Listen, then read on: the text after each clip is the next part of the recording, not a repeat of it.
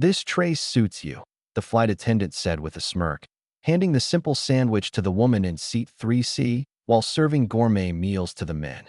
Little did she know this passenger was a powerful CEO. Hours later, that same CEO made one phone call.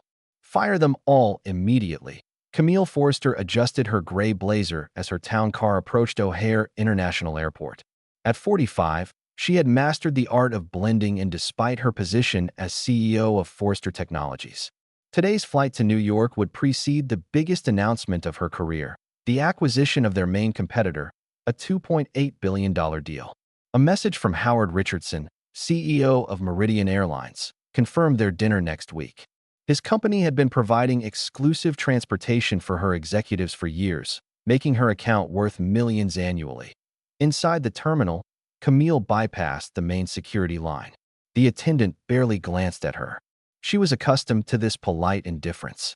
It let her observe how people truly behaved when they didn't think anyone important was watching. At the gate, the lead flight attendant, Lindsay, chatted animatedly with an older executive. "Mr. Peterson, so wonderful to see you again." When it was Camille's turn, Lindsay gave her a cursory nod. "Boarding pass?" she asked, her warm smile replaced with mechanical efficiency. Aboard the aircraft, Camille watched as each male passenger received personalized greetings. "Good morning, Mr. Reynolds. Welcome back." No one had offered her a pre-flight beverage, despite her platinum elite status with over 100,000 miles flown. When Lindsay reached Camille with hot towels, she simply placed it on her tray table without a word. As lunch service began, Lindsay maintained her warm approach with each male passenger. When she finally reached Camille, her demeanor shifted. "What would you like?" she asked, tone flat. "Could you tell me about the lunch options, please?" Camille asked politely. "We have a sandwich or a wrap left. I thought there was salmon and beef as well. Those are limited. We've run out." From the corner of her eye, Camille noticed the flight attendant serving salmon to a male passenger who had boarded after her. When the meals arrived, the discrepancy became apparent. The man beside her received a beef burger on proper china with truffle fries. Lindsay placed Camille's tray before her with barely a glance. A plain turkey sandwich on a paper plate with plastic cutlery. "This isn't what I ordered," Camille noted calmly. "We ran out of wraps, too. This tray suits you just fine." She moved on before Camille could respond. Camille took out her phone and began documenting discreetly. When she pressed her call button minutes later, Lindsay approached, expression unwelcoming. "I didn't receive any dessert," Camille noted, having observed chocolate mousse being served to others. "We've run out."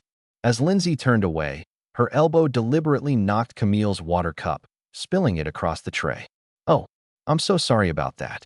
She dropped a napkin on the puddle, making minimal effort to clean the spill, now dripping onto Camille's gray slacks. Camille composed an email to her assistant. "David, please gather the contact information for Howard Richardson's office. I'll need to speak with him directly after landing. Priority level immediate." An hour before landing, two businessmen across the aisle discussed a recent merger. "Did you hear about Forrester Technologies?" "Camille Forrester's company. She's ruthless from what I hear. Brilliant, but doesn't suffer fools." Camille kept her expression neutral, though a hint of a smile played at the corner of her mouth. After landing, Camille made her way to the exclusive Meridian Platinum Lounge. "Miss Forrester," the attendant said, tone suddenly differential. "We weren't notified you were traveling today." Inside the private room, Camille called her assistant. "Has Mr. Richardson's office responded?" "Yes, Miss Forrester. He can meet you in 30 minutes. Have him bring the crew manifest and passenger service records from today's flight." Howard Richardson entered with a practiced smile. "Miss Forrester, a pleasure to finally meet in person. Thank you for accommodating me, Mr. Richardson." Camille slid her phone across the table. "I've documented a pattern of discriminatory behavior from one of your flight attendants." Howard's expression shifted from confusion to alarm as he scrolled through her notes. "This is concerning. I assure you, this is not representative of Meridian service standards." "I would hope not, especially considering that Forrester Technologies has been your company's second largest corporate client for the past 3 years. Our contract, worth approximately $22 million annually, is up for renewal next month." Howard's face paled visibly. "Few people connect my name with my face," Camille said.